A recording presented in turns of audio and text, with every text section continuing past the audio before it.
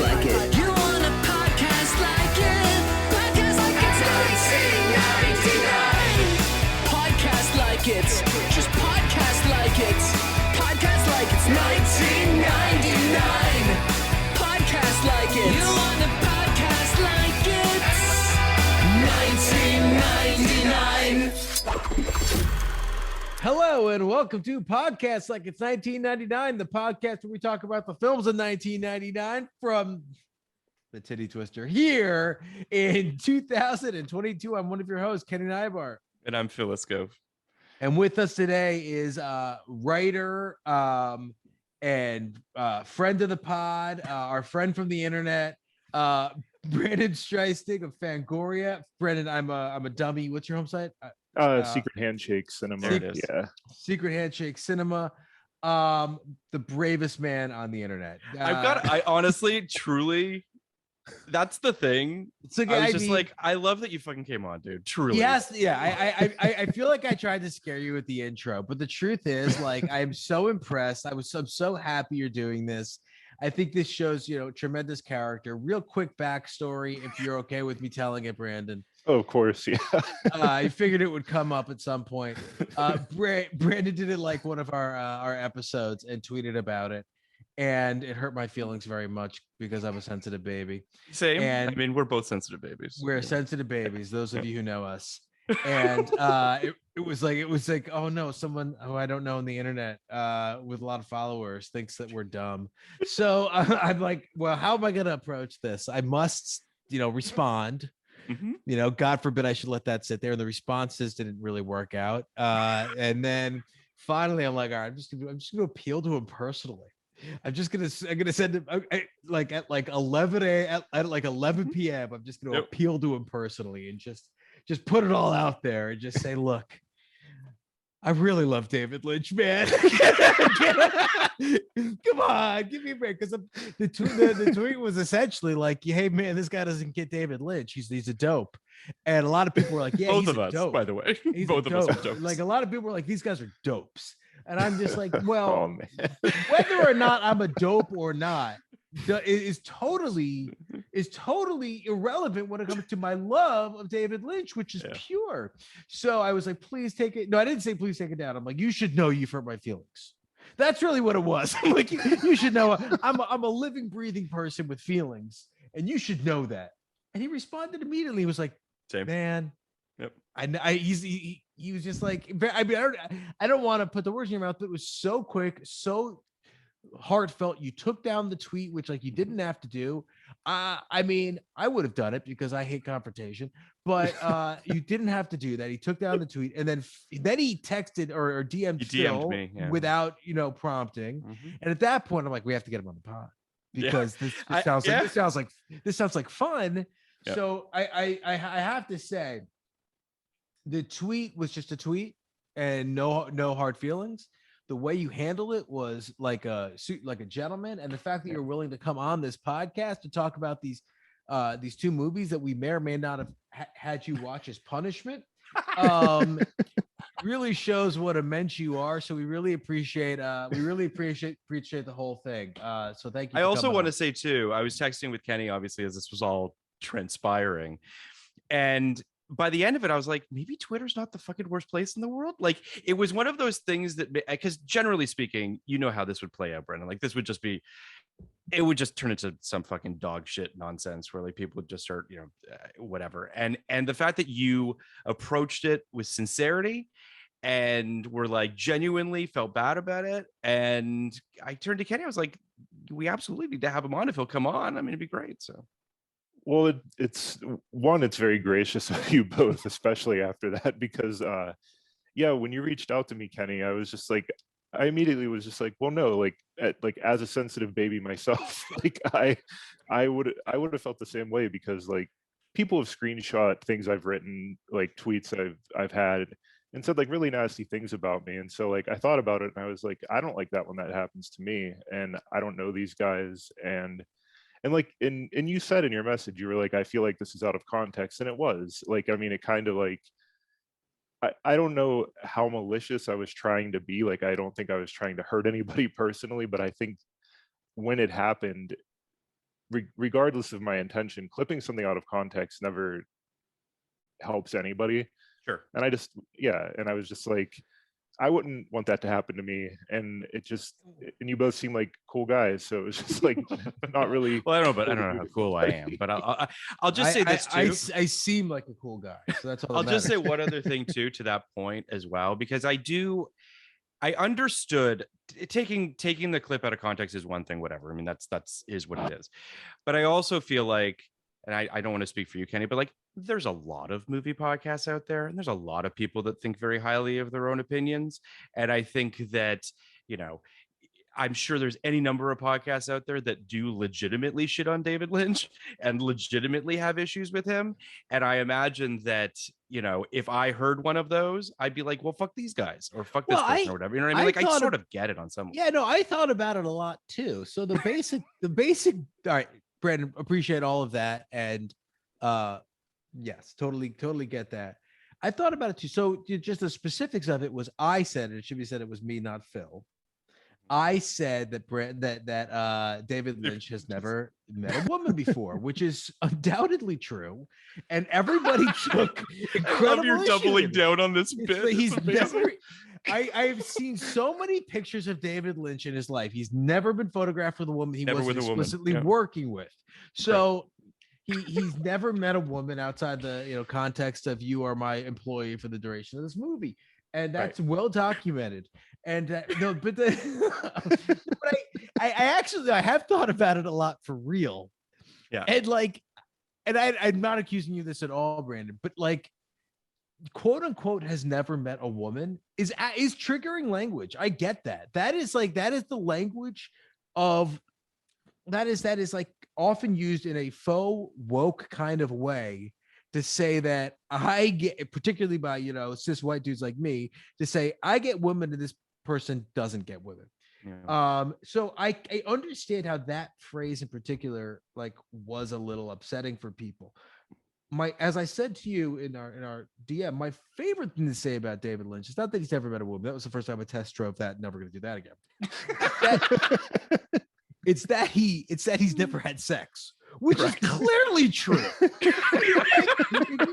David Lynch movie that he is constantly reimagining what sex with a human being may be like in a very frightening fashion. He's never right. No, right. now before we go too far, I'm joking again. Yeah, I know.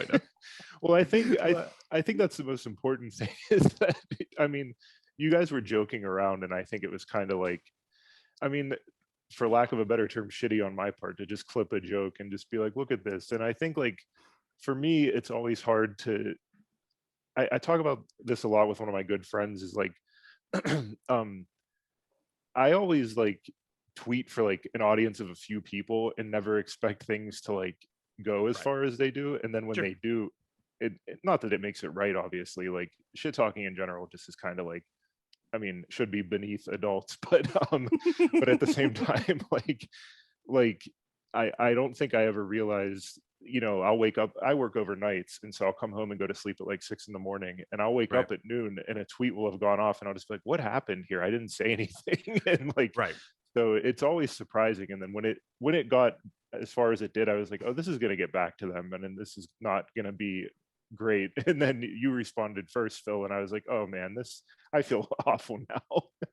It was, I mean, truth be told, like, I mean, listen, I think that I obviously don't want to speak for Kenny, but like, I try not to let Twitter get under my skin.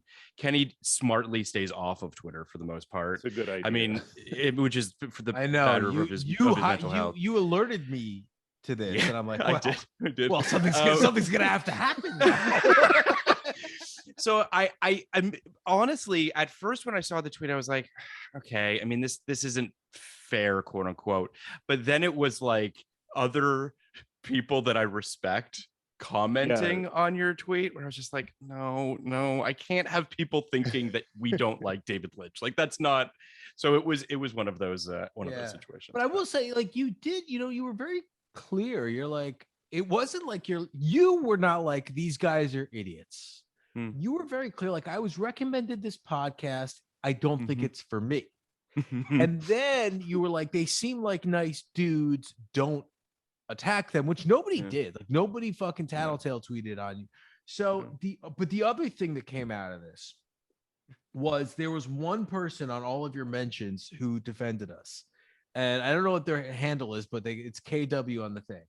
And they called us good-natured Hollywood blowhards, which I really liked. That was he's like, if you, I think the tweet was something to the effect of like, if you were on the podcast with them, they would have, you pushed back, they would have been like, yeah, you're right, which is true. We would have been like, yeah, you're right. Like, Yeah, whatever. Just a joke like, yeah, of course you're right. Of course he's met a woman. And he goes, they're just a couple of good-natured Hollywood blowhards, which is the most accurate We should thing make to t-shirts. say about me.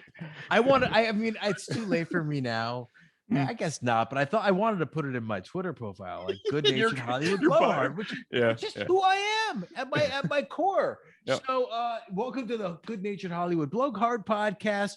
We're talking about For Dusk Till Dawn 2 and 3. I don't know why you agreed to do this, except that you felt so terrible you'd have done anything.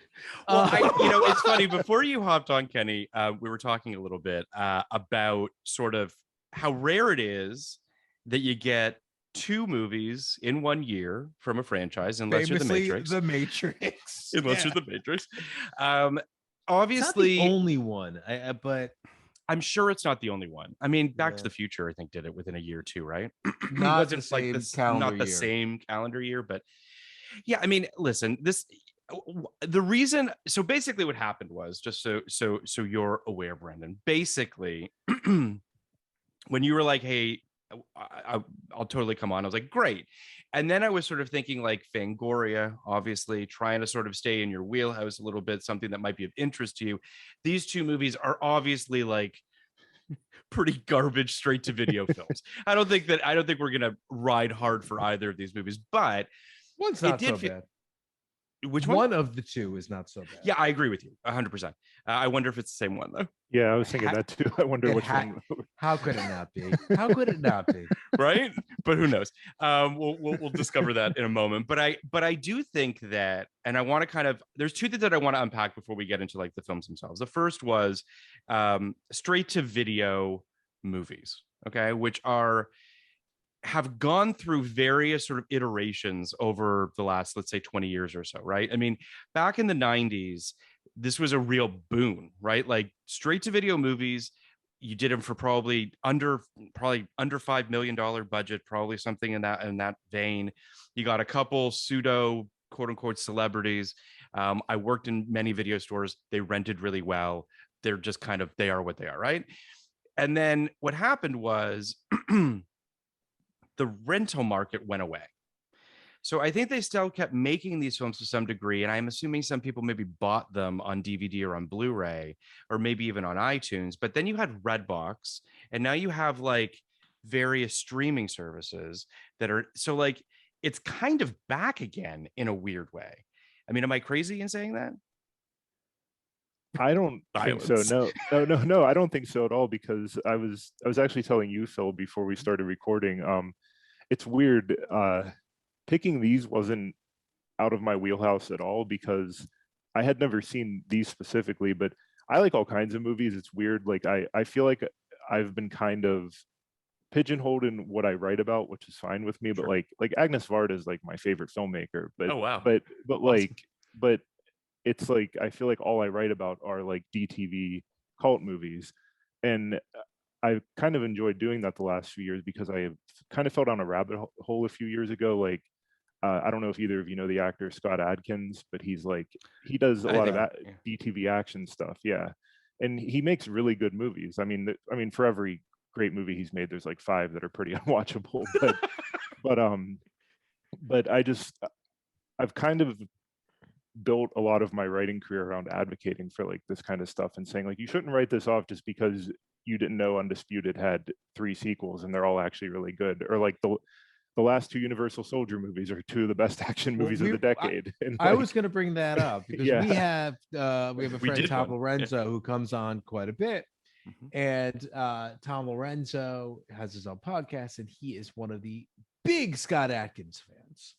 And we did, Universal Soldier 2 is a 99 99. movies. Yeah. I listened to that one. Yeah, The Return. Yeah. And that's a bad movie. Terrible. It's Tom- the worst. A bad movie. But Tom, advocated very strongly for did. 3 and 4. Mhm. And who's the guy? Peter the Peter director? Hyams' son, John Oh, Hyams. John Hyams, exactly. And that, and then the Scott Adkins stuff, he'll talk about as well. And it is interesting. Yeah, I mean, my only quibble with what you said, Phil, is that I don't think it ever went away. Yeah, it's possible it just kind of, that's the true. direct to video or whatever Yeah. stuff. It just kind of took these different forms. I think you went through it, like kind of this progression of what it is. Now, I guess these, they're kind of a few, excuse the word, a few ghettos right now where they live.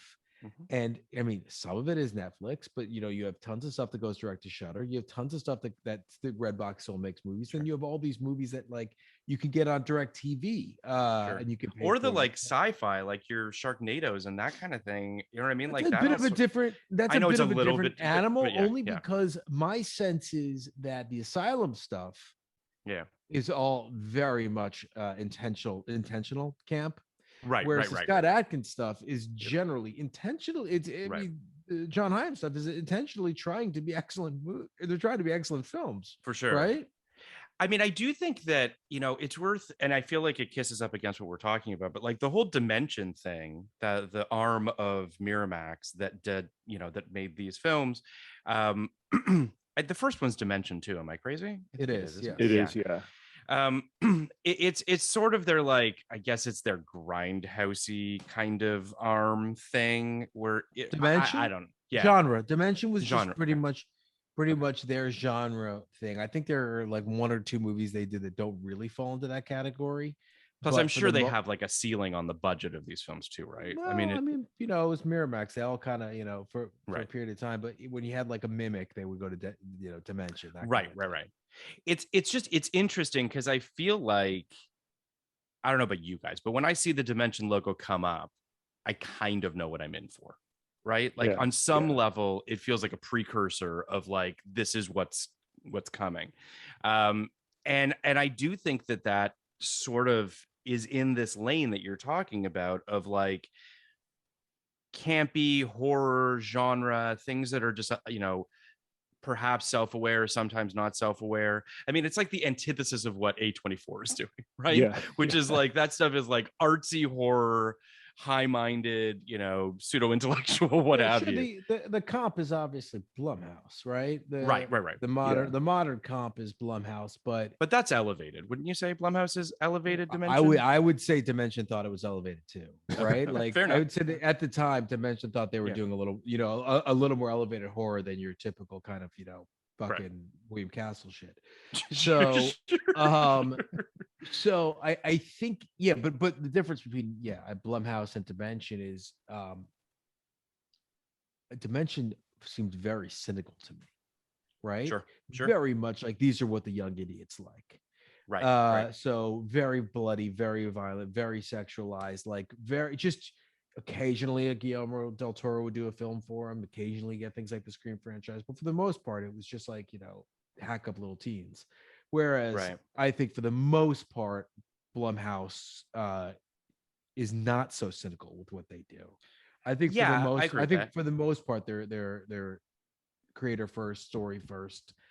They're pretty auteur driven for all intents and purposes, which I think is interesting. I mean, so in terms of this particular franchise, if you will, which is birthed by obviously the first From Dusk Till Dawn, which comes out in 94, 96. I think it's 96. I think 96. I think it's right before Batman and Robin. It is. Right. It is. Right. So it's kind of Clooney in 96 had One Fine Day and From Dusk Till Dawn, which is and then kind of an Batman amazing and double Robin bill.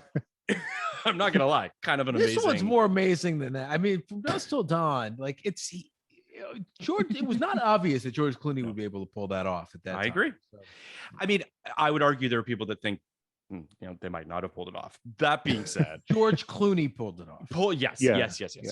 I think that what's interesting about this, right, is that you've got Robert Rodriguez, Quentin Tarantino, who are both sort of obviously cresting a bit here off of El Mariachi, Desperado, Tarantino off of Pulp Fiction. They're both Weinstein guys, for good or bad, and they decide to come together to do this film together, and then subsequently they would do this Grindhouse debacle a few years later, which would be unbelievably expensive. And but all that being said, it's they're kind of a match made in heaven, and yet at the same time they're kind of not. Like, there's something about Rodriguez that feels, and I'm not shitting on Rodriguez, but there's something about his stuff that feels just a little bit more budget, a little bit sillier, a little bit kind of like not taking the whole thing kind of seriously.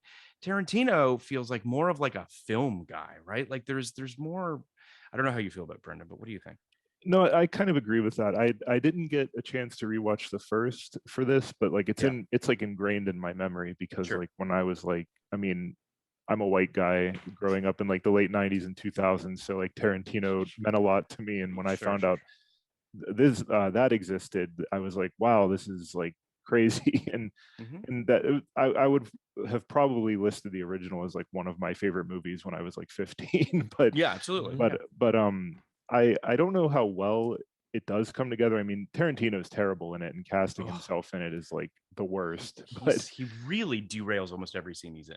He does, and it's really tough to watch for that first hour or so. But I like what it's going for with trying to blend genre kind of unexpectedly. Like, I was thinking about this the other day when I was rewatching Predator, because Predator does that pretty well too, with like being a men on a mission movie and then becoming a slasher movie halfway through. And I think that does it a lot better than From Dusk Till Dawn. But I agree with you that I think they're as friendly as they are with one another. I think their sensibilities don't line up completely. And it's like you said, it's no slight against Rodriguez, but his films do just feel cheaper than Tarantino's, and I don't think that ever coalesces when they do try to work together. I mean, I love the Grindhouse stuff, but I think Tarantino's movie in that is unambiguously better than Rodriguez. Oh, we talked about this. We talked about this a couple of days ago. It's not even. Well, I mean, one is good, one is bad. Like I think Planet Terror is truly unwatchable. But and I think that does kind of, and I think those are two of their worst movies. And I think it does kind of, to me at least, say I think Death Proof might be Tarantino's worst movie. I think it's close. I've come around on it, but I don't know. I go back and forth a little bit. What do you think is his worst? This is a really unpopular opinion, but I don't love Django Unchained. I don't think that unpopular. Yeah, but I don't think it's. I don't know. I thought people liked that. So, I mean, listen, he won the Oscar for it, so I mean, that's true. Well, he has 9 movies, right? Very famously, 9 movies. I mean, I think he's one of those directors where I think Paul Thomas Anderson's one, and you can't really, if you say X, Y, or Z is your favorite film, you can't really be held accountable for that. They're all kind of worth worthy of the slot given a certain person, with the notable exception of Death Proof. But I actually like the thing about seeing Death Proof in the theater was like I'm bored out of my mind in Planet Terror. Like, the trailers are fun. I don't know if I want to sit through another fucking hour and a half movie. And Death Proof is not the worst in the world. It does have this palate cleanser type thing. It's pretty simple. It flies. I love Kurt Russell. Like, I think the conceit of it's great. I think on its own it would have been kind of fun. But I think Robert Rodriguez is like Nader is pretty fucking low. Yeah, for sure. And I think Tarantino's is not that low. I think From Dusk Till Dawn is pretty fucking great. Right? I think it's a pretty great movie. I think it takes and I think you see it in the sequels, how kind of one-notey and straight-liney they are. The inclusion of Harvey Keitel and his children is fucking brilliant. The grounding that film, you get to have your kid can eat it too. Juliette Lewis is great. I mean, they're all great. You have this unbelievably horrible character in Tarantino who you're hoping will fucking get it. You have Clooney, who's irredeemable as well, but he's a character you want to follow. He's very magnetic, and You understand his motivation, and then you have these, this incredibly tight, strong nuclear family led by Harvey Keitel in one of my favorite roles of He's his. really good in it. He's excellent in it. He really is. Yeah. He just and especially because I love, for whatever reason, we've had Harvey Keitel movies a decent amount on this podcast. Yeah, I feel like we talked about it. He was everywhere in the 90s, so that makes a lot of sense. Yeah. And and it's always fun for me, at least, to Harvey Keitel in some of his more famous films, Pulp Fiction and Reservoir Dogs or whatever, is playing, the wolf. He's playing criminals and tough guys and whatever. But this guy is the actor's actor. Yeah. Right? Like the actor's actor of all actors. And it's always fun to see him play something with a little more, kind of vulnerability. For sure. I think it's also worth saying too that, as much as the first movie, there's clearly sort of a line in the sand where they kind of try to fuse these two genres together. It works relatively well, and it shows how not well it works in these two films. You know what I mean? Like, they're both trying to blend genres. The first film is called Texas Blood Money. The second film is called Hangman's Daughter. And I feel like both of them are, structurally going for a similar idea, and shows how fucking hard it is to do, right? Like, even if the first one doesn't totally nail it, it gets really, really close. It's true. And I don't know how much like you want, I'm allowed to jump ahead or anything. No, please go. Okay. Because I forget the subtitles for both, but Texas Blood Money is the second, right? That's the second one. Yeah. You can see like it's directed by Scott Spiegel, who's like a Sam Raimi guy, and this movie feels like sub Sam Raimi, but then it's trying to inject like Tarantino dialogue, but written by like a 13-year-old. Like, there's like a lot of digressions about, like, I had in my notes like the finer aspects of porn, and it's like, oh my god, the porn scene in particular is like, whoa. And it's just, that stuff's embarrassing. But when he like goes all in on just trying to be Sam Raimi, it's a blast. But again, like, they can't square that circle, and I think the third one fails harder at that. But yeah, like, all right, so I like the third one better. Sorry, oh really? Guys. Oh wow! I'm surprised. Interesting. Okay, significantly better. Interesting. And I'll get into that's it. interesting. Okay, all right. Well, that's exciting. I think the second one is nigh unwatchable. Interesting. I love the last like half hour of the second one. Same. And I think like inverting what happens in the first with like them being surrounded by vampires, but this time the vampires are surrounded by cops. I thought that was really cool. But I like a lot of the third one when it's being a Western. Like, when it's a straight up Western, I'm like, this is great. Like, I kind of am really enjoying this. And then when they all converge and it becomes a vampire movie, that's when it lost me, which is weird because that's what we were there for. But yeah, I'm the first one, the second one, Texas Blood Money, I was never bored. Now, I don't know that I was ever. Okay, that's fine. That's fine. For me, the first Texas Blood Money at least had energetic camera work. It at least was sort of like, let me rephrase. I got bored once we got to the bank. The bank heisty component of it, until it becomes a full-on bloodbath, was a little bit boring. It was very boring. Yeah. But at least there was like energetic camera work. At least there was like shit going on. When I watched Hangman's Daughter, I was just sort of like, where are the vampires? Like, it took a very long time to become a vampire movie, like an hour and a half. That's not so true. It is true. I looked at the fucking time code. The vampires show up an hour into the movie. They do. All right. Whatever you say. You 45 minutes. I know because I watched it in two segments and I stopped when the vampires came. But whatever. It's the same idea. Let me just give a very brief synopsis of these two films, a little bit of context for the people that haven't seen this film, which I imagine are everybody. From Dusk Until Dawn 2, Texas Blood Money. A veteran criminal planning a major bank robbery, Buck, played by Robert Patrick, assembles a team to pull off the heist. When the fugitive Luther travels to meet the crew in Mexico, he unexpectedly ends up near a bar in the middle of the desert and gets turned into a vampire by one of the establishment's vain sporting regulars. Before long, Luther joins his fellow felons at the bank, but his newfound blood-sucking ways result in plenty of fierce human and vampire conflict. This third film, The Handmaid's Daughter, the synopsis is: an executioner's daughter joins an outlaw who escaped death in a journey to lead to vampires. Very succinct. Both these films we mentioned were released in 1999.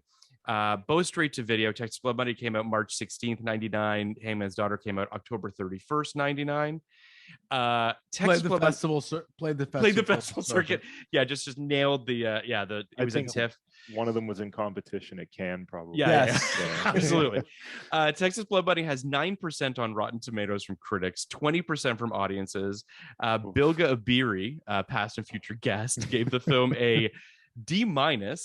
Wrote, without the genre-bending goofiness and engaging characters of the first Dusk, all that's left is cheap splatter effects and cliched Western horror homages. Nathan Rabin of the AV Club called it a gigantic waste of everyone's time, money, and energy. The Hangman's Daughter, however, has 22% on Rotten Tomatoes from critics, 23% from audiences, and the AV Club wrote, being competent is no great achievement, but for undiscriminating gore fans, it should be enough to make Dawn 3 a passable evening's entertainment. I mean, that's fair. I mean, listen, I want to just go into Texas Blood Money quickly, and then we'll go into we'll do them in sequence. You know, this is a tight mythology, guys, so we really need to kind of unpack it chronologically. Here's the other thing about Texas Blood Money, Kenny, that I don't know if you appealed to you or not, but there is more of like honestly like a Hitchcockian vibe. They straight up they straight up steal from Psycho. They straight up steal from any number of things. I liked the Bruce Campbell opening. I liked them trapped in the elevator. I just, again, like it was just the bar's so low for me on these films, Kenny. Like I'm not going in with any expectations. The Bruce Campbell opening, so I'll just tell you what the opening it's at least stylish. It's a movie within a movie. It's not stylish. It's lame. It's awful. It's Tiffany Amber Thiessen, some of the worst. And I get that, like, she's bad. And I get that but my point is, like, even going for what it's going for, which is, I think, you know, some kind of cold opening misdirect. This is the movie you think you're getting. It's not the real movie. This is a lot worse than the real movie you're about to get. It's so lame and boring, and I did not like that. But you know, I did not hate. I actually didn't hate either one of these movies. Yeah, no hate. Yeah, me neither. I didn't even hate the first one. Nigh Unwatchable is a little mean. I think it's I think it's a little more rote, to be honest. I think it is for sure. And I think the ending was a little lacking in imagination and creativity. I know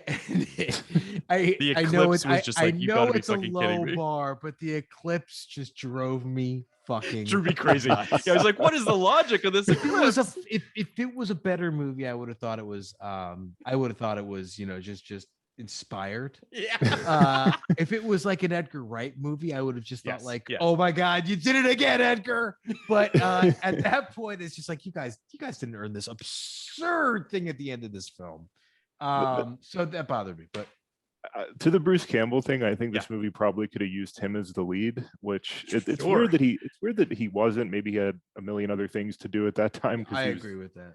But I'm sure he did this as a favor. Evil Dead 2 writer calls him up and says, hey, and producer of the first was like, hey, will you do a day in an elevator for me? Yeah. But I love Robert Patrick, but he's definitely like sleepwalking through this movie. And I just, you could have used, I mean, Raymond Cruz could have been the lead of this movie. He's great in this. Like Tuco showing up. Tuco, always great. Yeah. And there's a lot of good people in this. I mean, I mean, honestly, Dwayne Whitaker, who I believe is in Pulp Fiction, right? He's the guy, the shop owner, right? Yeah. He's not Zed. Zed's Peter Green, he's the one. think. Yeah, he's the one who gets kind of the sword across his stomach. Right. Yeah. He's the fly trap, if you will. But yeah, I feel like he's pretty good in this. Brett Harrelson, who, by the way, I really loved in People versus Larry Flint and never saw him again. This is the second time I've seen him. He doesn't really act. I mean, I guess not. People versus Larry Flint was more or less his first role. Right. And he really just never. It was kind of a failure to launch situation. I mean, I looked it up a little bit. He came out to like kind of ride Woody's coattails, and Woody at that point had already been on Cheers and already done One Man Can't Jump and Decent Proposal, all the great movies of all time. He was already a movie star. And he and Brett Harrelson never really took. I didn't realize his career was that bad. Where his second most noteworthy performances From Dusk Till Dawn 2 Texas Blood Money. Where he played Ray Bob the Idiot, and weirdly the last person to die. Like they made it seem like he was the big guy to kill, and you're like, but wait, what? Where did this come from? That is pretty sad that his second biggest movie is a movie that even Bruce Campbell was beneath appearing in for more than 5 minutes. I mean, I think that Texas Blood Money feels more derivative is the thing, right? Like, I think that Kenny's right in saying that Hangman's Daughter feels a little bit more like a fully formed thing. Yeah, you know what I mean? Like it's and perhaps it's just because it's a little more lo-fi in a weird way. Like I actually think that too. Yeah, I think Hangman's Daughter is more is a little more like terrestrial in a weird way. Like it feels more character based. It's a very weird thing because I am someone who just within my inner child, I'm not someone who runs to see period or who runs to see westerns. I watch them because I am forced to. And so it's not as if I don't often love period and western films, sure, but it's not generally something that I get excited about. But after watching Texas Blood Money 2 and not knowing anything about Hangman's Daughter except the title, I was overjoyed that it was period. The last thing I wanted was to spend any more time. I looked it up. I'm like, is this period? Please be period. Please be period. Because the last thing I wanted to do was spend any more time in the modern world of titty twister vampires. Little did we know that's where we were going with that.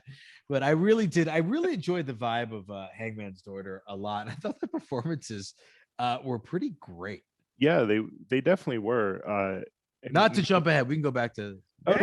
No, but I agree with you because for the first like 3/4 of the movie, I was like pretty into it. I thought it was like kind of gorgeous for being a low budget, western. It looked great. It opens really well. Yeah, and you have like kind of a nuts cast. I mean, Tamora Morrison's in it. Orlando Jones shows up, who I believe he's been on your guys' show, right? Like, he was Bill's on old Sleepy friend. Hollow. So, but yeah, I thought it was well acted. I think where the movie lost me is when it also becomes derivative of the first and ends up becoming like a bloodbath. It kind of, this is such a weird comparison, but to me, the final act of the movie kind of felt like very similar to Star Trek Into Darkness, where they try to cram one movie into the final half hour, where like they tried to do Wrath of Khan, this tried to do the first From Dusk Till Dawn. And that's where it lost me. But like all of the lead up to them converging on like I don't know what you would call it, the pre-titty twister. Sure. All of that was great. And I was really into that. It was, and I thought Michael Parks was like excellent in it. Excellent. Yeah. And he's the kind of guy that like it doesn't matter what movie he's in, he's gonna show up. And I love that guy. He was great. You know how many wives he had? No. 5 wives. Wow. Good for him. Pretty good, right? I do think that part of it too is to compare to the two. I think that the influences that are on Texas Blood Money are a little more incongruent than the influences on Hangman's Daughter. Do you know what I mean? Like I feel as though in theory, the idea of one of the Evil Dead guys doing a From Dusk Till Dawn movie makes sense. But you mentioned this earlier, Brendan, the Tarantino influence fucks it up for him. Like Yeah. if he just allowed himself to do a straight up kind of schlocky horror film, I think it would have worked better than injecting this crime component into it that feels outside his wheelhouse.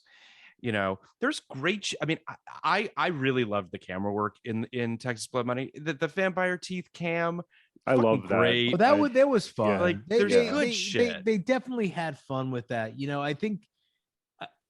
I think that's to me where some of the Tarantino influence was felt. You know how Tarantino loves doing his trunk shots or whatever. Sure. Oh, yeah, that Like, was there all was over that that movie. Yeah. There was a shot inside the coiled wire of a telephone that was Yeah. There kind was of the fun. the safe camera angle when he's turning the dial of the safe and the camera's turning the way that the safe's turning. I was, and as I before I watched them, Phil, Mhm. you can tell. I mean, if there's the opposite of a period western for me, it's a heist film, which is I will see any heist film Yeah. at any time. And I was very excited for that. So maybe my bar was just too high. But It's a it was bad sh- heist movie. It is. shitty ass heist. It's the worst. It's the worst part of the movie. Like the heist is, and it Yeah. it could be fun. I mean, it could be fun. Like Vampire bank heist movie in theory could be fun. Yeah. Also, like, just in terms of this almost, and I know they made the show From Dusk Until Dawn, which I never watched. Yeah. But me neither. building out this like Purge-esque world Mhm. where there is this area in Mexico where that is kind of like overridden by vampires. And these different people find themselves in situations where they can't get away from the vampires for the 12 hours of darkness or the 10 hours of darkness or whatever it is. And they're just trying to survive until daylight. That's a cool concept to build these things around. And I do think that there's life in that. The way I think The Purge, is kind of an evergreen format. And the show makes sense. The idea of a show within the universe of The Purge makes tons of sense because there's so many different stories you can play there. I think they missed the mark with I do too. but I think I can see, that being a really great, kind of episode 8 or episode 9 of an anthology thing. Mhm. It just doesn't feel like they had kind of figured out that this is what they could be doing with this, with the DNA they have here, maybe until the TV show, which I don't even know. I don't know the show. Have you haven't seen the show, right, No, Brandon? I haven't seen the show either. It's interesting. As you were talking, Kenny, I was thinking about another vampire movie that I think could conceivably be a good show too, which has a somewhat similar conceit, which is 30 Days of Night, which is there is what you're talking about, Kenny, the idea of Purge-esque scenario, a situation where there's a ticking clock, if it's a fucking eclipse, if it's a whatever, that forces the small town or a certain area to grapple with vampires, is fertile ground, right? Like, I'm not surprised. It's funny. As I was watching these films, I was thinking, like, it's crazy. They made 3 films. They've done 2 television shows. There's the potential of more, and there's like no mythology here. Like they've done so little of just the very basic work of what about just Santanico Pandemonium? You're right. I take what it all back, Kenny. I really loved is, and it's so funny because we had Orlando Jones on the podcast because he had a very big 1999, but we didn't talk about this. We just ignored it. Like, we just straight up ignored it. Literally, we're like, all right. So he was in Office Space. He was in Magnolia. Was cut. Liberty what was the Heights. Third one he was in Liberty Heights. And we're just like, all right. So he's in these 3 movies, 3 big, kind of 3 big auteur directors. Yeah. Like that'll be so exciting. And then he was in this 4th movie, and like, we're like, we're never gonna do that.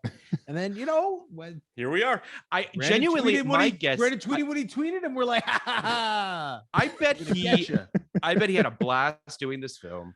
You know what I mean? Put that fucking makeup on. Oh, without question. I'm sure it was a blast. You know we had a blast because there are scenes where he is just background and he is still like chewing the scenery. It's very like Brad Pitt and Burn After Reading, where you look in the background and he's just doing something. Yeah. It's a really, I mean, both of these films, it's funny because like talking about them now, I'm coming around on them a lot more than as I was watching them. Yeah, And I don't know if definitely. that's a symptom of the fact that they're just not very good and they're fun to talk about, which is possible. But like, as I was watching them, there is something about this type of film, and you know this better than anybody, Brandon, I'm sure, of just, it's not even turn your brain off, but it's just like there's something really fun and escapist about it. And I Yeah. think that that's why it's such a, a successful genre of movies, these DTV movies that we're talking about. Yeah, I think that's true. And I was thinking about while you were talking, Kenny, about expanding this kind of world a bit and all the things you can do. And I think that's what excites me so much about DTV when it's done well. Mhm. Because I don't know how well these movies expand it, although the third one kind of does. I think the third Yes. one, Yes. going into a period piece like that, is like kind of inspired and a little exciting. I wish that I had liked it more, but I'm kind of turning around on it, like you said, Phil. Yeah. But I think DTV at its best can take something that you kind of vaguely remember and do something cool with it. But I think that you have to like put the effort in, obviously. I Mhm. mean, not to go back to Scott Adkins again, but like the Yeah. Undisputed movies, I think it's brilliant that the sequel to Undisputed brings back Ving Rhames' character, and he's the villain in the original. He's the hero of the sequel, and Scott Adkins is the villain. And then the third movie is Scott Adkins is Yeah. the hero. So They didn't. Undisputed, it's like the prison. It starts with a Yeah, prison fight. yeah. It's Wesley Snipes and Ving Rhames, and Uh, then and they then they break out of that. Yeah. yeah. Well, they're all prison movies, but the second one brings Oh, I didn't back mean Ving. break out of prison. Yeah, but Oh sorry. no, no, no, no. But yeah, like they found this fun formula until Scott Adkins showed up, and then everyone loved his character so much that the series just became about him. But yeah, like I think that there's like cool opportunities to take something people vaguely remember, like, and just do something neat with it. Like there was just a sequel to the Arnold Schwarzenegger movie Eraser that just came out a few weeks ago. I haven't watched it yet, but Wow. yeah, it's just like I think that there's Who's the fun. lead in that? I saw Uh, that too. I can't remember his name. It's somebody. Well, not somebody. He used to be somebody, I think. Um, That is the most damning thing I've ever heard about. He's somebody. Oh, he's not somebody. Oh, wait, he used to be somebody. It's the worst thing I've ever heard. A racer Reborn. reborn, Yeah, Reborn. starring British pretty actor sure. Dominic Sherwood. You can do Maybe better I'm than wrong. Dominic Sherwood. Maybe he wasn't Racer somebody. Reborn. Thank God. Did he die at the end of the first one? I don't remember Eraser all that well. The only thing I remember about Eraser is I vaguely remember a cool airplane sequence. Yeah. That's all I Yeah. I remember. saw Racer in the theaters, and I Oh, wow. kind of distinctly remember Ebert's review of it, where he said essentially Schwarzenegger's the new James Bond. That every Schwarzenegger movie is doing the thing James Bond movies used to do, which is new gadgets, new guns, new locales, Wow. new girls. And he was very I think he was effusive. So I saw it because of that in 96, because his word was God. And Sure. I don't remember the movie at all. But I also don't understand why Eraser is Yeah. the kind of thing that goes direct to video and doesn't like get like a big reboot like these other stupid Yeah, why movies. is this piece of IP not worthy? And yet, whatever the fuck gets, a 10-hour limited. I mean, Well, I mean, I know the answer to this to the one I'm posing, but like no one remembers American Gigolo in real life. I mean, I know Right. people know American Gigolo. We obviously both watched American Gigolo in the last couple of years. We did. I listened to Katrina Longworth's entire fucking run, and I know how influential it is. And I love Paul Schrader. So make that clear. If you want to clip this, Brandon, it's nothing to do with Paul Schrader. But that movie is 40 years old. That No, movie's it's 40 true, fucking yeah. years old. And it's not as if like people are clamoring for a new American Gigolo series. Now, don't get me wrong, it looks great and it may do well because it's a very provocative And very Barenthal is provocative Barenthal. title. Yeah. Barenthal is super fucking cool, and I love him too. But if It's a John very- Barenthal was playing the Eraser, people Yeah. might be into that too. Yeah, and well, I think just on the American Gigolo thing, I think it's, as much as I love that movie, like you said, and as cool as the show looks, it's also seems like it's geared directly for Twitter, like Yes, like yes, film Twitter specifically, and I don't know how big that audience is, so I guess we'll see. But like, I think we're approximately 80% of it on this podcast right now. yeah. So I do think it is interesting that, like, I mean, first of all, I'll be curious to see what this Eraser 2, I mean, if it even, I mean, I didn't know it existed, so if it makes any, I think they'll be thrilled. No, But it's you will never watch this. is it No, on, it's- is it VOD? it's VOD. Yeah, it's Okay. the only reason I'm slightly interested is the director of it, and this was kind of something I was looking into when I was watching these two movies as well. Is this director, the director of Eraser, is known for like this kind of thing, like a movie I ride really hard for, which is probably not that great, is Deep Blue Sea 3, another movie he did, and I tell people, Is that the one Danielle Savory is in, or is she in 2? Season 2. yeah, I forget who the lead in the third one is. She's I somebody didn't know that they I did a kind of, third. Tanya Yeah. Raymond. yeah, she's awesome. Like she's Okay. really good in the third one, but I always tell people like Deep Blue Sea 3 is great. It's the best since the first. And like, but Deep Blue Sea 3 makes Deep Blue Sea 2 look like Deep Blue Sea 1. Is yeah, that it's very the Griffin Newman. I think it's the opposite. I think it's Deep Blue Sea 2 makes Deep Blue Sea 3 look like Deep look Blue like, Sea yeah, 1. you know, whatever. Yes. You go. What But I was I'm like, getting at, but yeah. I'm fascinated by like these kind of careers. Like I'm pretty sure it was the From Dusk Till Dawn 3 guy. I was looking at his filmography, Mhm. and like 4 out of his 6 movies, like I'm looking at it right now, are just sequels, and they're just sequels Right. to things that most people probably didn't even know existed, like Lost Boys, The Tribe, Smoking sure. Aces 2, Sniper 3, and it's just like so funny. Like I was Wow. just falling They into made a rabbit Smoking holes. Aces too. Yeah, unfortunately. Yeah, that kind, you know, it's Ugh. interesting that like those movies that kind of teeter on the edge Mhm. of hesitate to use this word, but I'll use it anyway, problematic.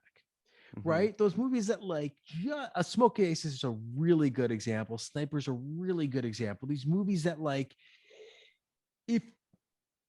if you want to go into those movies and make the case that they are promoting the wrong things, you can very easily make those cases. Those movies very often spawn Sure. direct to DVD sequels, and again can be pushed in the exact wrong direction by the wrong filmmakers, or can be recontextualized by the right directors and have some really interesting things happen with them. But it might be a cool kind of, shortcut to the top, Phil, for us to write something that's Could you really imagine if we did that? borderline problematic, Sure. and then sure. build it for theatrical release and hope it makes like 25 mil, and then build out an entire universe of like very problematic stuff. Well, I feel like there was we were talking about doing a TV version of something recently that was like, I can't remember what it was now, but it was something akin to what you're talking about. There was something, I don't know, I can't remember what it was. Was now. going to be I good or wouldn't- bad? I think it was going to be bad. I don't think it was going to be good. I don't think that we were. Because the problem is sometimes we really do it, and then we devote I know, like, then we have most to- of our lives to something that's really bad. I just Yeah. wouldn't put all your chips into finding any success out of DTV though, because like there's like Yeah. legitimately great filmmakers in that zone who, when I'm watching their movies, I'm like, why isn't this guy making a Marvel movie instead of like a guy who made one Yeah. Sundance movie? And then So what do you think the answer to that is? This is interesting.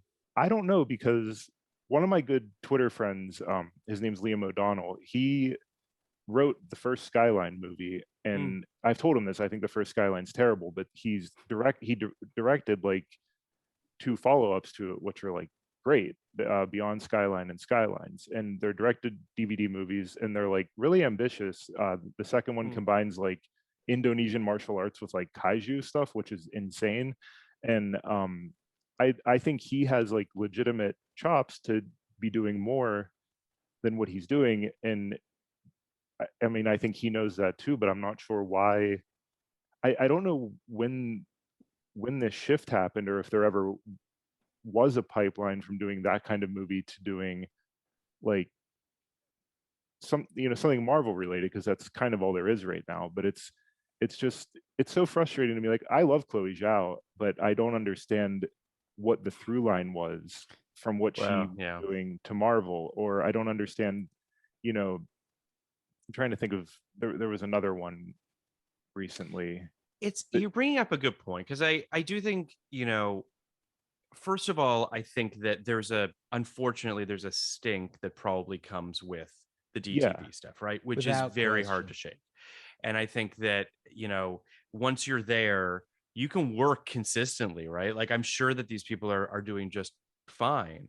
That being said, breaking out of it nearly impossible. Well, On yeah, the Chloe Zhao side, I think that that's one of those things where, I mean, at least from what I've read, took a meeting with Marvel, because I think that Kevin Feige, the idea of auteurs is interesting to him, and she's a big comic book fan, and the rest is history. But I know what you're saying. It's a little well, bit. yeah, I think was legitimately interested in doing one. So she was probably like not the best example, but it's just like, yeah, I watch a lot of these mainstream action movies, and I just like, John Wick aside, I get really hung up on like how bad the fight choreography is and how bad like the editing and the way they shoot it is.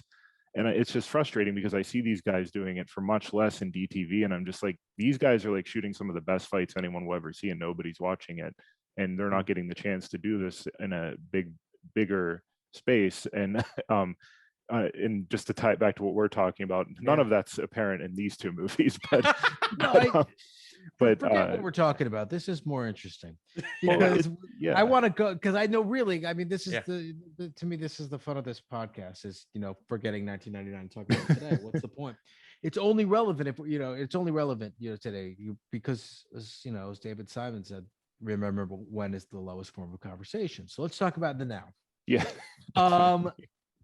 I think this is a really interesting thing, and a couple of thoughts come up as you're talking. One is, Phil, as you said, there's this stink with this DirecTV stuff.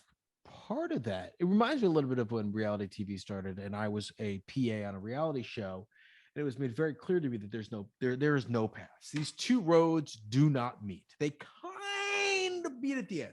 Like, if you become Mark Burnett, or if you become Ryan Seacrest, maybe you can executive produce a scripted show. Sure. But for the rest of it, these roads do not meet. And there is no reason, if you want to be in scripted, to go any further down that reality road.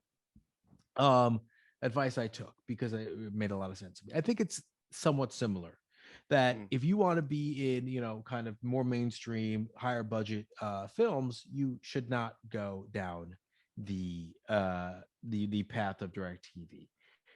The other thing you're saying to me that I think is interesting is, my guess is most people in Hollywood forget about, like thinking that they suck. They don't even know they exist. They don't even acknowledge them. They don't even watch them. They don't even consider them.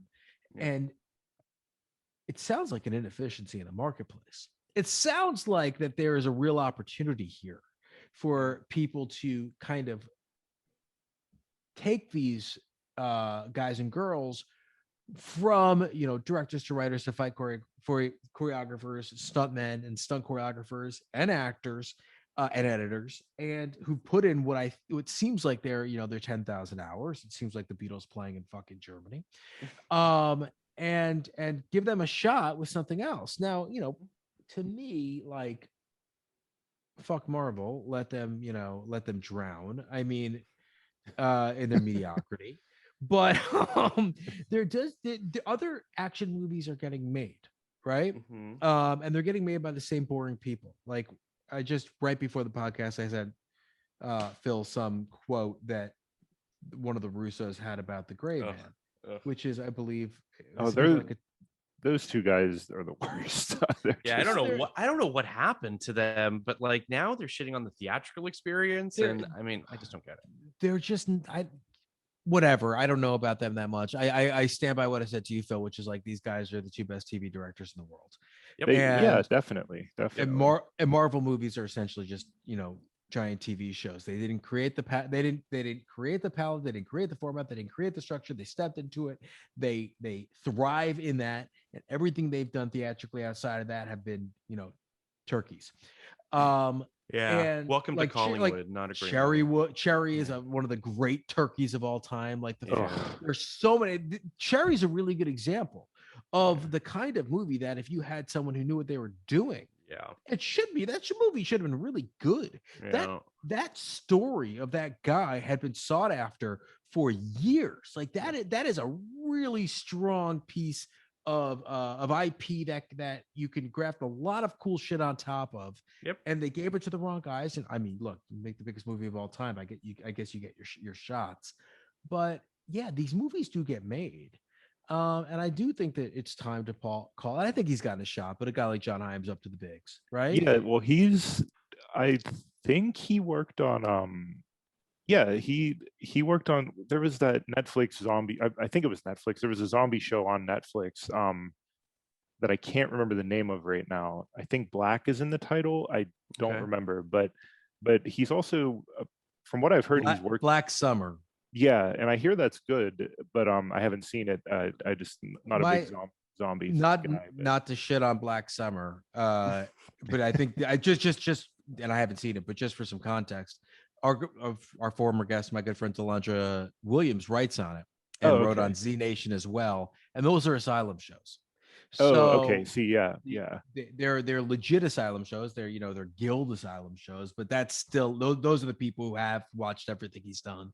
Mm-hmm. So maybe that'll be the way for him to cross over. But that is still like kind of one foot in the asylum world. I was just Googling it because there was something that was announced with him during the pandemic, and it kind of got lost to everything. But he's supposed to be working on a Maniac Cop TV show with Nicholas Winding Refn, so hopefully that comes together. But he seems like a guy that definitely has like enough ambition to get out of that, because like we were talking about the Universal Soldier movies before. The fourth Universal Soldier movie is unlike anything I've ever seen, and I can't like it's legitimately like an art house action movie. It's bizarre. You should watch this shit, Kenny. I feel like we talked about it a little bit, and then we were going to watch them for our Universal Soldier episode. Like we asked Tom, and he's like, "You gotta watch them," and we're just like, "What do you know?"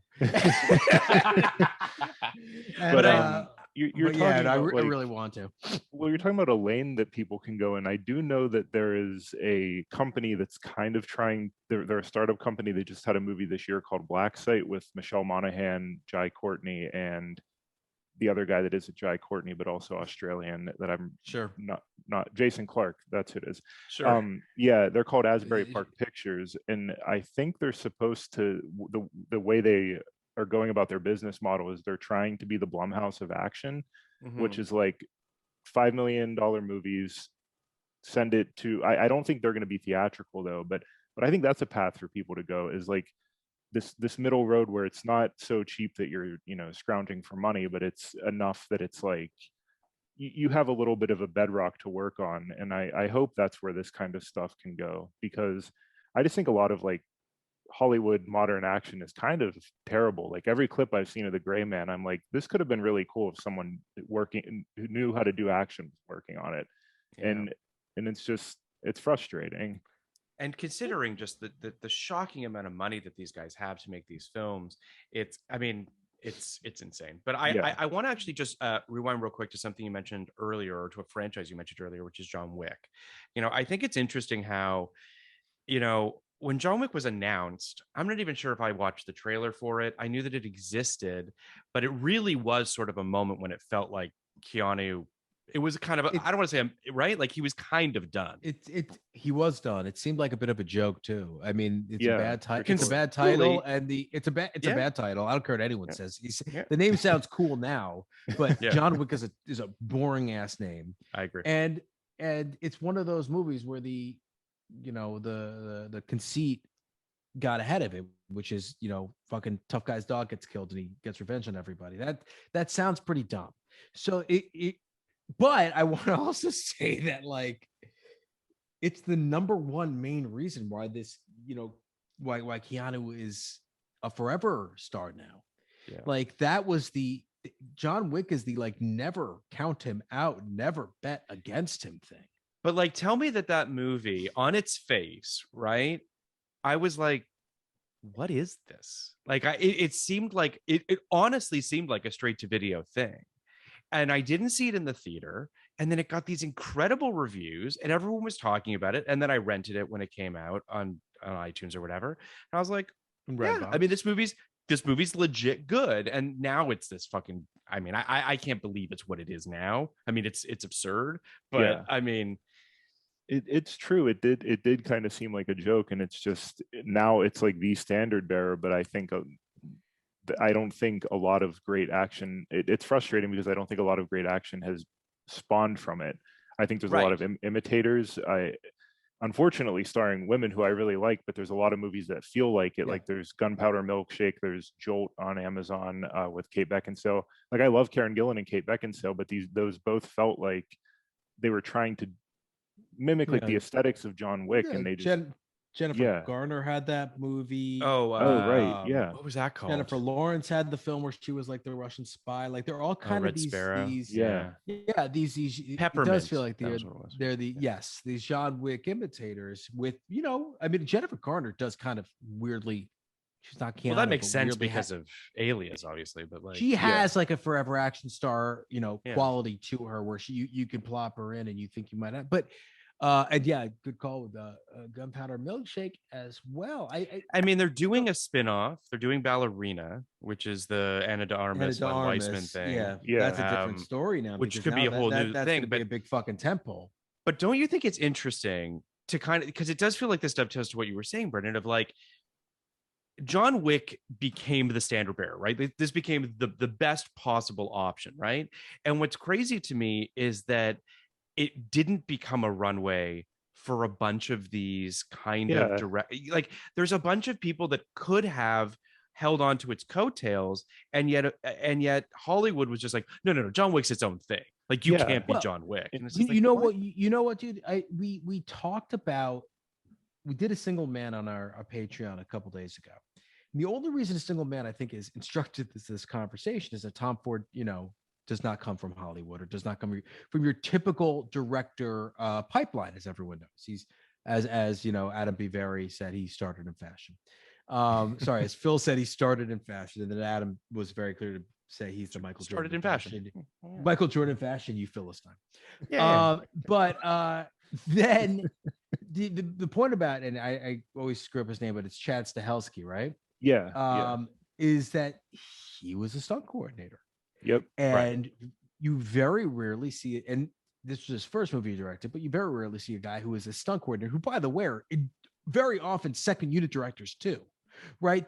They're very often straight up directing the stunt sequences. They're not just, you know, putting it together. Like they're the guys. So you very, very rarely see those guys get their movie. But I think this is kind of a version of what we're talking about with a movie like A Single Man and John Wick, which I bet have never been used in the series. But the idea is like, give unusual creative people who have a track record of success their shot. Exactly. Yeah. Like what you were saying, Phil, is it feels like it's just stuck in this John Wick universe, and it feels like Stahelski has to bring his people into this universe for them to get any kind of shot. Like again, to bring it back to Scott Adkins, he's cast in John Wick 4, and it's like his last Hollywood movie, I think, was American Assassin with Michael Keaton, and it's like that was a couple years ago, and it's like it's just sad that like I think a lot of these people have the chops to like do something. Was it Adkins in Mortal Kombat? No, he should have been, but he wasn't. I think maybe that was maybe what it was. Yeah, but I do feel like I think that what you're saying is absolutely true. And it is just surprising to me that of all companies, and I know this is going to sound, you know, like faint praise, and I don't mean to be shitty, but like Lionsgate is a company that for all intents and purposes, for me anyway, sort of exists in a weird space, right? Like they bought Summit. They've always been kind of like, there's something about them. I mean, they pay me, which is hilarious. Which is crazy. But I just think that there's something about Lionsgate that I think has yet to fully, I mean, even with Hunger Games, even with these things, even with John Wick, even with these massive franchises, they still feel a little bit like the redheaded stepchild of all the big studios.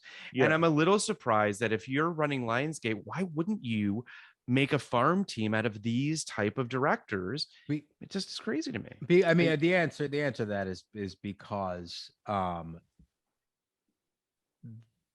that would be too risky for them. I think I think the misnomer with Lionsgate is that they're small.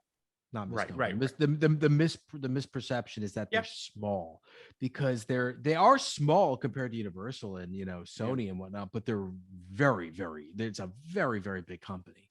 Right. So they almost exclusively work with huge people Yeah. because they give them more, creative freedom than I think your bigger places will. And that's why you see a lot of movies out of Lionsgate that seem to be like the passion project from a Rogan or a Feige or whatever, or a Feige, not or whatever. But I think that there are steps below Lionsgate. There are places just below Lionsgate that should have that as their You're mandate. Right. Yeah, I agree. I talk about this a lot with like just different friends and everything, but I don't think action.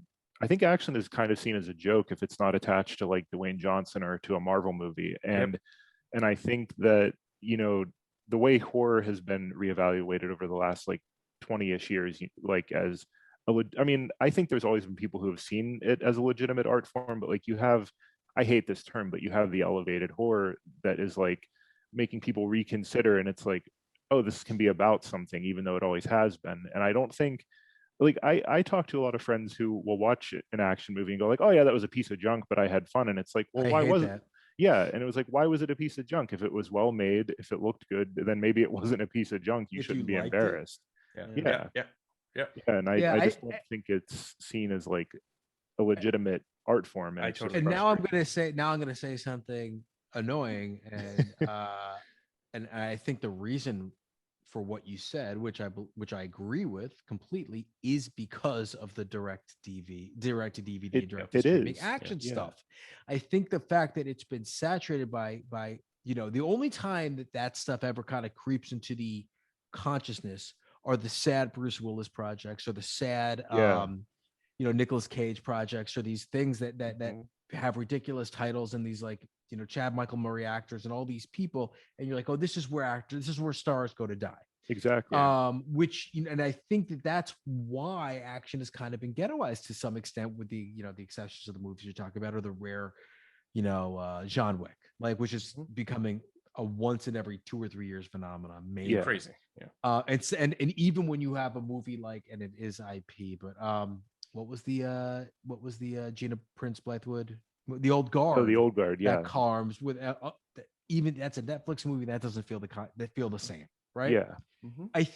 But again, I think that there is an inefficiency in the marketplace. I think that even Top Gun is an example of people wanting tactile things, people wanting practical effects, people wanting big and loud and fast. And I would say, I think Ambulance did well too, or at least Ambulance would have done really, really well if it was really good.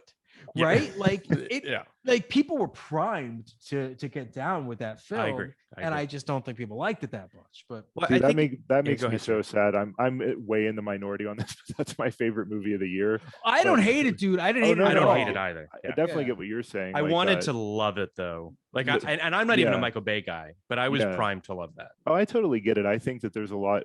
As much as I think he steps outside of himself in that movie, I still get why people were kind of like, because like there's still a lot of him in that movie that you're just like, you could tone it down a little bit, but it was a script issue for me, less so the Michael Bay direct. I mean, listen, give Michael Bay a drone camera all day long. Movie of the year, because that's a real choice. Yes, and that also is the kind of movie that I I say this to Phil all the time. Like, I don't root for any movies more than a movie like that, because that's the movie. That's the movie I want to be made 15, 20 times a year. I want original scripts that get $80 billion. So, and I didn't think it was bad. I thought it was great. But not at all. But I definitely get why. I kind of get why it bombed the way it did, for sure. I just wish it hadn't. But no, for sure. I don't know. I think that we're in an interesting space right now where I mean, I was genuinely surprised Ambulance didn't perform better than it did. Me too.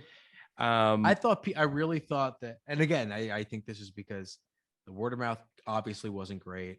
I think Top Gun has just proven how important word of mouth is right now. I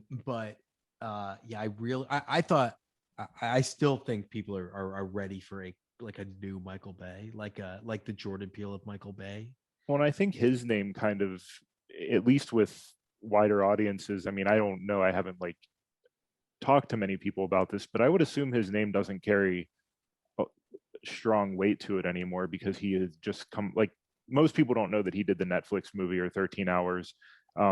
So I feel like to the wider mainstream, his name just carries Transformers with it, and people are probably like, "Oh, that guy's a joke now." And yeah, I'm trying, Kenny, you were talking about something before Top Gun that was triggered something in my brain, and then I completely lost it. And I'm curious if you remember what it was. Do you remember what it was? Before Top Gun. You were talking about something before Top Gun. Whenever I talk about Top Gun, it generally just is a memory. Right. So be it. So be it. I was talking about. I mean, was it practical effects? Was it like? Yeah, I can't. I mean, I'm sure it'll come back to me. That's been my big one. Yeah. You know, I've been so into this idea of getting out there and doing. Even watching these movies, Back to Dusk Till Dawn, which we talked about. But even watching these movies, there are a lot of moments where they're clearly using shitty CG, like really shitty CG, where it feels like, would it have cost that more? Would it have cost much more to do it practically? Like the one I'm thinking of is there's this moment in the third one where the high priestess or whoever it is of the brothel gets kind of impaled by all of these metal rods that they have practically they close an opening, but they come from the sides and it's clearly horrible CG. And it just, I'm wondering if like, why wouldn't it have been like cooler and more Raimi and just awesomer? Definitely. To just do it with real and just have even if you work around it in editing and have a lot of close-ups and whatever, then have this gross thing that looks just terrible. And I feel like most film fans long for practical effects, and I think that's the secret sauce of Top Gun. I remember what I was going to say. It occurred to me, and it does connect to what we're talking about. Kenny and I in a couple of days are going to be recording an episode of our Patreon on Taken, a movie that I have never seen, and I'm excited to watch it. But that's another John Wick-esque type thing where Liam Neeson, who's a guy that was never really an action guy, does this action movie that felt sort of lo-fi, low concept, and became a fucking action hero, as we all know, right? Because he started making just a shit ton of like $30 million action movies with a whole bunch of French filmmakers that did like transporter movies and stuff like that. And they all did incredibly well. And it was like the birth of a whole new thing. Why does this keep happening where it's like the lane is so fucking narrow when you have these giant successes? I just don't get it. I don't either. And it's like it eventually the lane becomes so long that it ends up turning into a joke. And now that's all Liam Neeson's known for. When the first half of his career, he was like this prestigious actor. And he's Oscar Schindler for exactly. And it's just like sad because I'm pretty sure he's on his like third this year, maybe. I know he has two, and it's like I don't think anyone saw either of those. So it's just like it's so sad. Funny. Because I was gonna say, because it's really hilarious that Oscar Schindler's become an action star. I would say that's like if like the guy who played Gandhi became, Ben Kingsley kind of became an action star. Like I guess that's what crazy. We do, But it's also funny that like there's rumors now that like they might make another Darkman, that like him and Raimi might come back together and do another Darkman. That would be fun. Yeah. I mean, that'd be fun, but it's just, I guess careers are just cyclical, right? Like it all kind of comes back on itself at some point or another. But Taken is just a prime example to me. And again, haven't seen it, looking forward to it. I know people really love it. It obviously spawned a trilogy, and it's sort of a whole new lane for his career.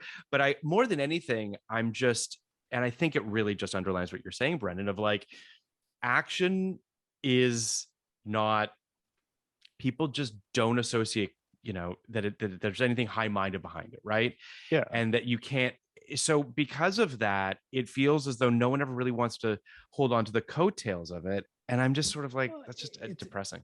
And then when it comes to awards, it's almost historically it's almost taken less seriously than horror. Yes. In fact, I would argue it has been. I mean, I really, for the the post expansion, there have been a few action-y movies, but most of them have some kind of sci-fi element to it, like a Black Panther or an Avatar or whatever. In terms of pure action movies nominated for Best Picture, pure action movies, so not like Raiders, which is an adventure movie. I can think of one. Which Which one? Because I can't. Oh, The Fugitive is the only pure action movie I can ever think that's been nominated for Best Picture, let alone win Best Picture, right? Where like Rebecca won Best Picture and Silence of the Lambs won Best. Rebecca's not really a fucking horror movie. Silence of the Lambs won Best Picture. Silence of the Lambs is the closest to a straight up horror one, right? I mean, and then Get Out won Best Screenplay, and Exorcist was obviously nominated for 100 fucking things, and there's a lot of those movies from the 60s and 70s and that were well regarded and that kind of thing. But in terms of like actually, I guess there's an argument to be made given the constraints of the time that the French Connection's an action movie. Yeah, I think that could be an argument for sure. But it certainly is, a movie that's inspired a lot of action. I mean, they're obviously. But, I mean, you have your.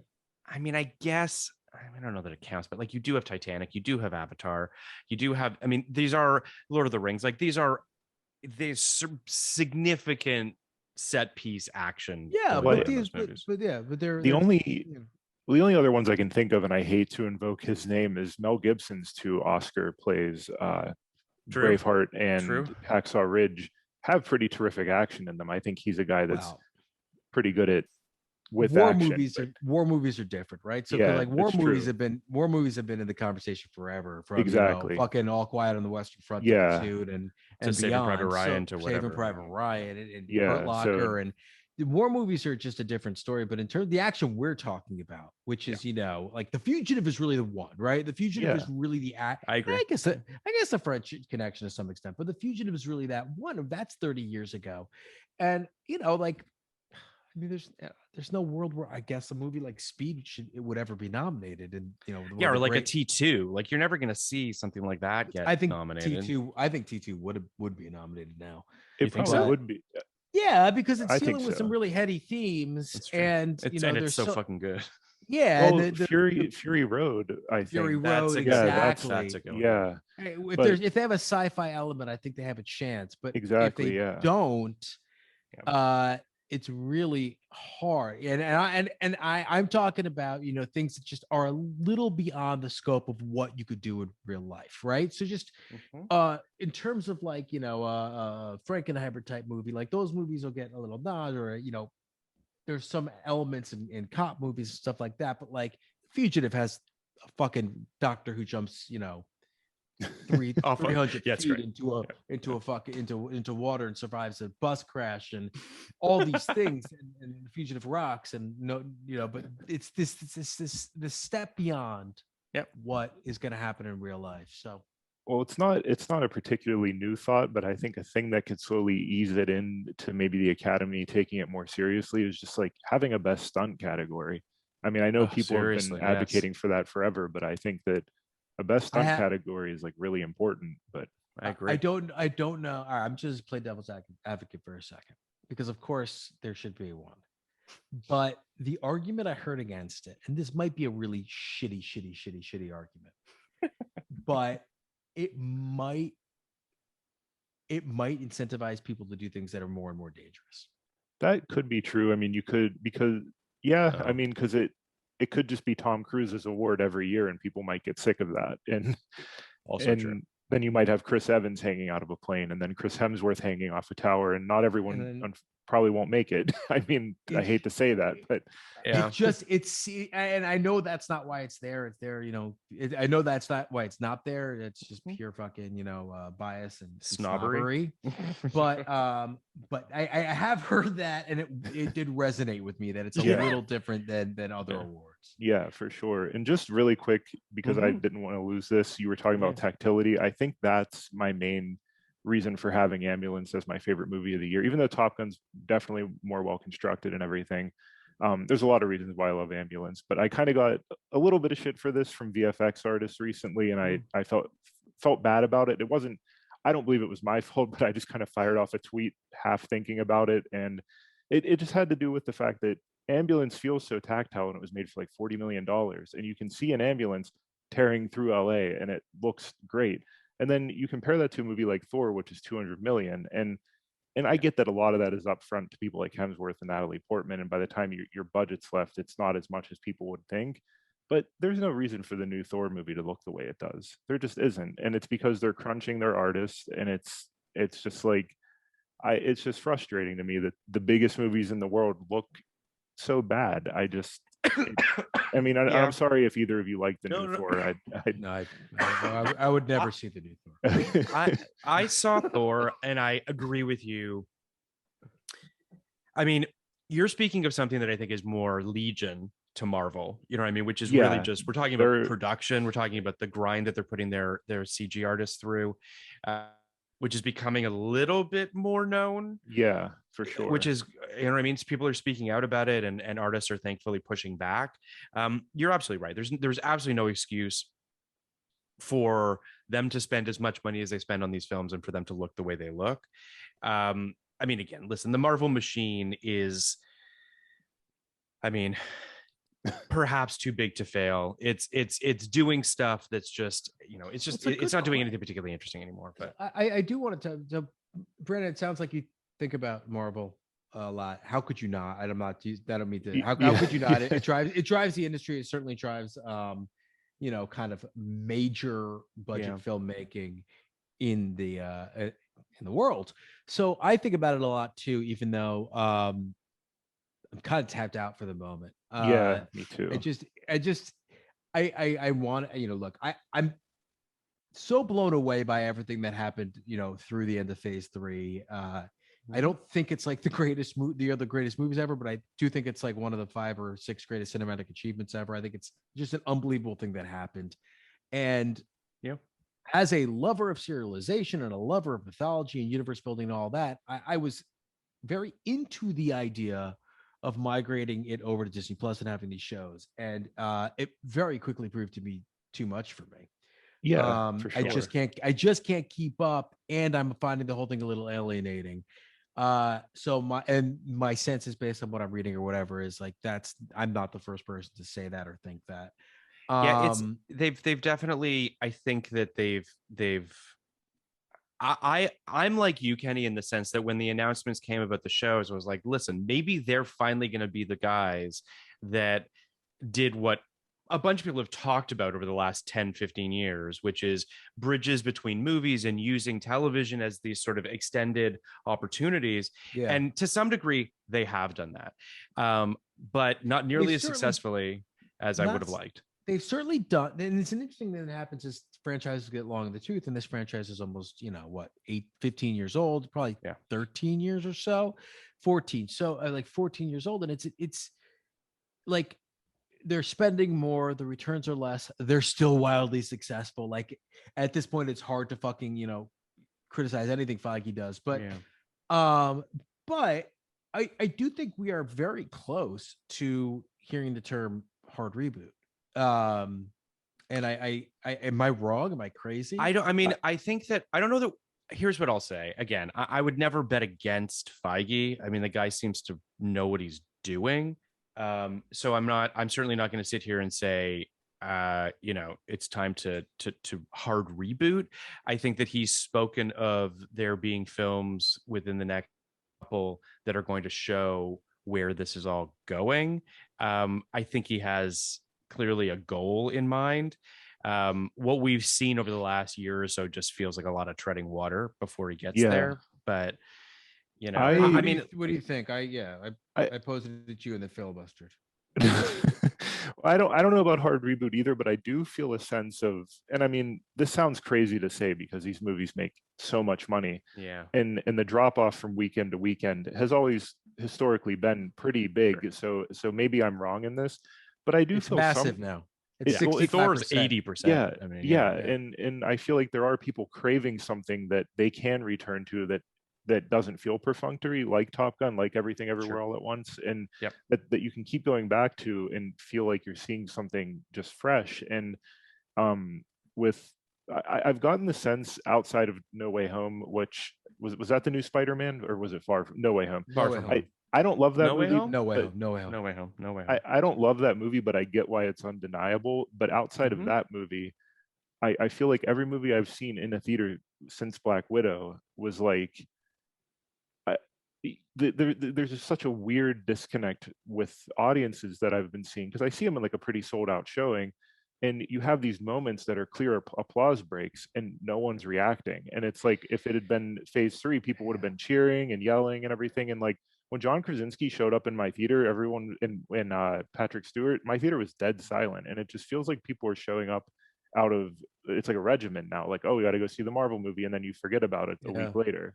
And it's just, I feel like maybe not a hard reboot, but I think maybe TV might have hurt them a little bit, because like you said, Kenny, it is kind of alienating, because if you haven't seen WandaVision, well, I guess it's not true, because Doctor Strange kind of, I would say it doesn't make that much sense, but it kind of feels like it doesn't really follow any of her character development from WandaVision. So maybe that's not a good example, but I feel like there's the Captain America 4 with Anthony Mackie that's supposedly being made, but how many people watched his show? I mean, how many people? It's just, it's weird. I think the only question I have in terms of on the horizon for Marvel is Black Panther 2 coming out in November is the type of movie that if it can be, and this is a huge if, we don't even know what it's a fucking about. We haven't even seen stills from it. Like this thing has been under such weird lock and key since, unfortunately, since Chadwick's death,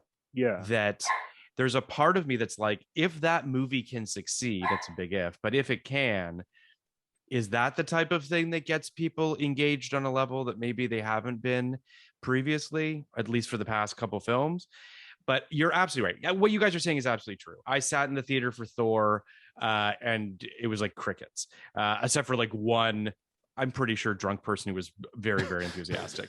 I feel like, you mentioned Doctor Strange 2, which, quantifiably the Sam Raimi stuff I loved, and the Marvel stuff was just like, I don't care. It's a very good, this is a very good comparison to the to From Dusk Till Dawn 2. There's but it breaks my heart with this Marvel stuff, because I'm a lifelong comic reader, and I haven't been reading comics lately, but Moon Knight is my favorite Marvel character, has been since I was a little kid. And I honestly, I haven't seen the show, and it like, if you could tell me 6 months from now that there was a Marvel show of my favorite character starring Oscar Isaac and Ethan Hawke, and I wouldn't believe you. Like, I just like, I hear you. So to wrap this up, I don't know if you know how we rate the films on this podcast. I have. So let me pull them up here. I had a pre and a post podcast rating. All of them have gone up a little. Both of them have gone up. So Kenny, I'm going to ask you to go first. Okay. What's your what's your rating on Texas Blood Money? It was a 25. Before podcast? Okay. Before podcast, I'm not gonna go up much. I really don't love this movie, but it's not unwatchable. I'll give it a 38. I came into this podcast at a 20 for this movie. Oh. And I'm gonna go up to 30.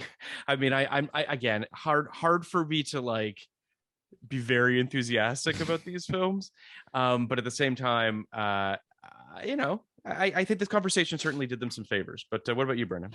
Well, this is going to be kind of embarrassing then, because I've heard a few. Oh, yeah, no, this is 100 perfect movie. When I was listening to some of your past shows, I think I've heard you say this, Kenny, that 50 is the threshold for where you would recommend, or like 51. So I had it at a 51, because I was like, I think that this is there's enough exciting stuff in here that I would recommend it to somebody. But after talking about it, I don't know how much further I go down, but I don't know if I can get in good conscience say it's a 51. So I'll say maybe like a 47. Sure. That's fair. Well, I mean, wait till you get my second review. Yeah. Oh boy. I think that on this podcast. I wouldn't recommend this is actually a weird one, Kenny, I think, because these are movies that I'm going to put a bit of an asterisk next to my ratings on these films, because I do think that on some level, if you're pressing play on a From Dusk Till Dawn 2 or 3, I think you know what you're in for. Exactly. Yeah. So it's kind of hard for me to be like recommend, not recommend. So I don't know. I don't mean to be sort of qualifying, but I think you're right, because I just got done saying, I hate when people go, oh, that was junk, but I liked it. But I do think there is a tendency within the horror community to be like, oh, the 5th part in this series that you didn't know existed is actually the greatest. And and so I think horror fans are built a little differently to where they know what they're getting into. Right. Yeah. Right. And I thought we might have, I thought we might have a little bit of that where one of you guys are going to say one of these is better than the first one. Thank God that didn't happen. Oh no, of course not. No. But because again, I think that's something people love to do. Mm-hmm. But all right, so Hangman's Daughter. The thing about both, we didn't talk a lot about these in the context of what the first one set up. They're both pretty terrible sequels to this film in particular. For sure. If you're a fan of From Dusk Till Dawn, if you were looking for more of that, you will not get it here. No, there's not even a weird character or a straggler or something you can pull through outside of Danny Trejo. Brown. I mean, it's just you're just not gonna get what you want from this film. Yep. So they're both pretty bad in that respect. The second one I actually gave a 60, and I'm going to tell you why. God. I'm going to tell you why. And what I would have done with the second one, the only thing I would have wanted more. I'll tell you my whole thought process. Okay. I have very limited time this weekend, and my wife is out of town. I'm with 3 of the kids. Most of my TV time has been Paw Patrol and Pete the Cat. I've been watching movies with my daughter that are appropriate for her. What did you end up watching with her, by the way? Charlie's Angels, by the way. Oh, okay. The original, of course. I was watching, I watched the first one during a nap. I watched the rest of that at 5 a.m. the next morning. And then I watched 45 minutes of this movie. And I'm like, you know what? This isn't that important of a podcast. I think I will just read the rest of the synopsis and pretend that I've watched the whole film. So I read the rest of the synopsis, and then I was thinking about the poster, and I saw Rebecca Gayheart got bit and became a vampire, and I was like, you know what? I want to watch the rest of this movie. I choose to finish this movie. So again, at 5 a.m. when I'm up with my son Luke and he's watching Paw Patrol, I put this on my iPhone and I finish it.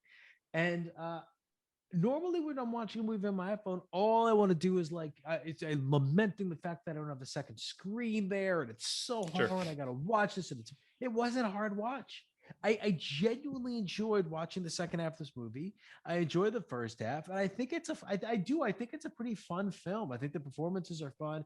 I think Michael Parks is a great fucking actor, and a deeply watchable actor. The mythology is silly as shit, but it was fun, and I gotta say, I'm not gonna go any higher, but can 60, I also just say, stick it at a 60? And that listen, I love that. More power to you. Love that you love this movie, or like this movie as much as you do. I do want to say something though, in terms of mythology, that I think is sort of, I just was like, I don't really get it. So, at the end, did you guys both watch the post credits scene? I did. Only because I knew it was there because of I didn't know it was there. So now there's a post credits scene where we are in present day with, forgive me, what's the actor's name, Kenny? Well, Michael Parks. We didn't bring up how hilarious it is that he's playing Ambrose Bierce, which is hilarious. Which is ridiculous in and of its own. But what I was like, so we realized that he actually got bit, and we're in present day, and he's a vampire, and then he tears a guy's heart out and he bites it. Oh, so that's why it seems like he's experiencing flashbacks throughout the movie. Correct. Okay, see, that makes more sense now. Sure. Yeah, I mean, maybe. Yeah. But what's strange, in your rating, Brandon, is that what I think they could have done is just made him the fucking cop from the beginning of the first From Dusk Till Dawn. Oh, that would made have him been cool. made him the character he is. Made him the character. So like actually fucking pull the thing together. It's That would not have been kind rocket of fun. science. Yeah, but that I'm would just have. I like, mean, hard, I guess, because I'm not like, Kenny. I'm not really. You No, no. understand? Like I don't think it's a good fucking because solve. that but cop like, was killed, so we know that you can kill him without stakes through the heart. again, I All right. what my And he point was more in the than- day. That whole scene took place in the day. Listen. You know he's I'm not a sa- vampire. All right. Listen, I don't I disagree hard. really give a shit about this mythology, but the point Gave I'm a trying to little make shit a is second ago. my point is that if you're gonna listen, take my pitch of him being the cop out of the equation for a second. If you're going to come to present day, you had an opportunity to easily tie this thing together. Easily. So what the fuck are you doing? They very easily, That's all considering I'm this, saying. Alvaro Rodriguez wrote this. He's Robert Rodriguez's cousin. Both Rodriguez and Tarantino EP'd this movie.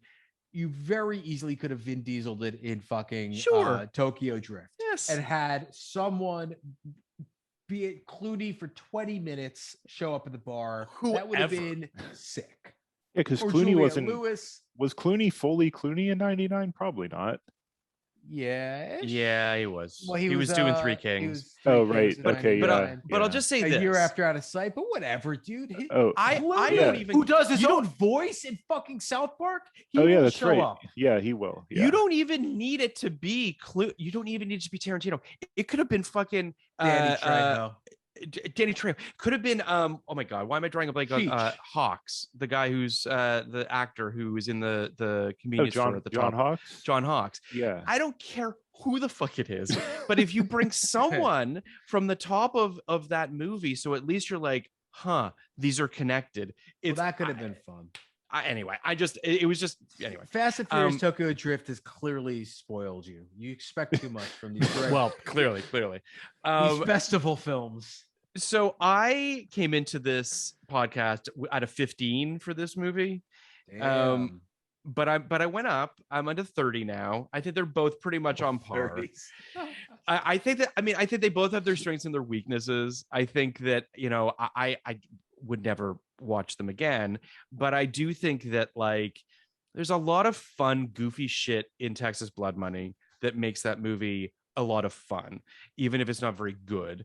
And then there's a surprising groundedness and like pretty decent Western in the DNA of the second one that I was kind of like pretty taken with. So like, yeah, I mean, I can put the 30, but what about you, Brendan? I real fast, I just would have really liked for Rebecca Gay Hart's vampire character to have had a bigger role. Yeah. I think, Yeah. I mean, I hated her vampire Southern accent thing, though I like her Southern accent in general, but like, I just love her. Like Yeah, a lot. Yeah. I But I love also think- urban legend. So like, Yeah. She's great in that. She's great in Jawbreaker, right? Am I crazy that she's in Jawbreaker, or am I making that up? Yeah, she's Yeah, she's in Yeah. Jawbreaker. Yeah. Yeah.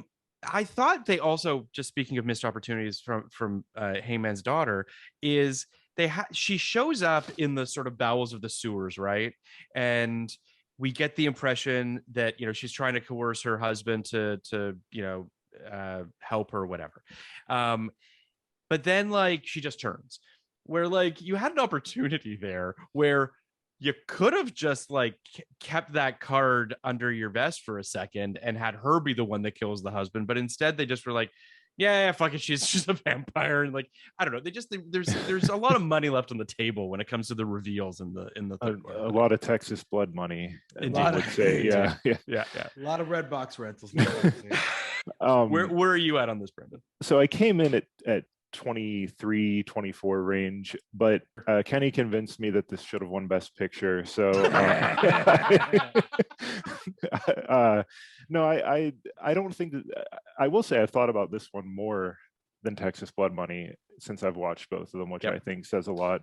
So I'm probably, I forget what I said Texas Blood Money was, like a 47. So I'm probably up at like a 40, 43, 44 with this one. I think that there's more redeemable in this movie than I kind of thought there was while I was watching it. Same. I feel the same way. I think that Kenny successfully turned me around on Heyman's Daughter being a stronger film than I think I gave it credit for. But this was, we can't thank you enough for coming on, man. This was you're a mensch, you're a good guy.